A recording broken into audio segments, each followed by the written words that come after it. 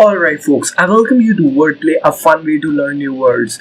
So the topic for today's video is how to learn 50 new words in just 30 minutes. Yes, it is possible to learn so many words in such a short duration of time.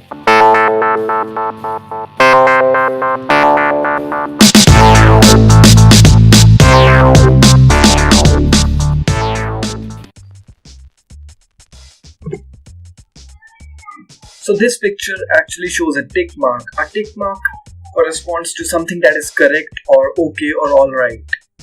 A word you might already know is appropriate. Now appropriate is something that is correct or okay or alright for a particular situation or circumstance. Now if something is correct or right for a particular circumstance, we say that it is appropriate for that circumstance. Now I'm assuming that you already know the meaning of the word appropriate, and I'll try to teach you a new word which actually means appropriate. So the word is apposite.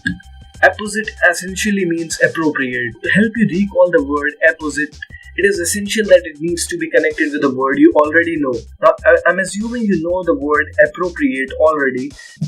Whenever you hear the word apposite, you will recall that the first three letters are similar to the word appropriate, and the word appropriate will come into your mind. So you'll know that apposite means appropriate. Now let's have a look at an example here.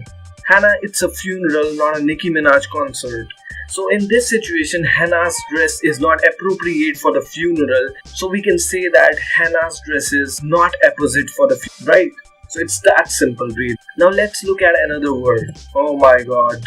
So this particular scenario shows dullness or lacking vitality. As you can see, there's no color in this picture. So it is fair enough to say that this picture shows lack of vitality, lack of life, dullness. So what is a better word for lacking vitality?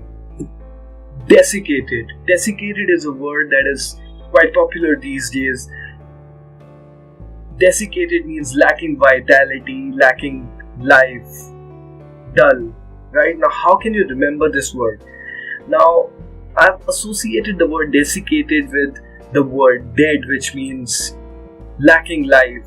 Now I do not mean dead in the literal sense. Like for instance, you feel kind of dead.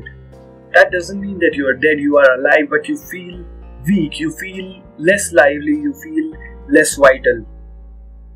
So desiccated means lacking vitality, and how you can remember it is by linking it with the word dead. And again, the first two letters and the last letter DED will remind you of the word dead.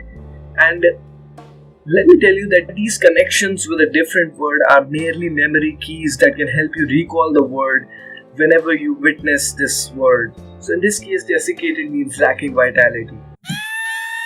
Oh my god. So in this picture we see a wailing evil spirit, a female spirit. Now what is a female spirit called? A banshee. A banshee is generally referred to as a female spirit whose wailing points to a death in the house. So a banshee is an evil spirit, a female spirit whose wailing points to a death in the house. And now that you have these imageries and these connections with you, you can recall the word whenever you witness it. Now I also have a memory key in case you completely forget it, and that is banshee.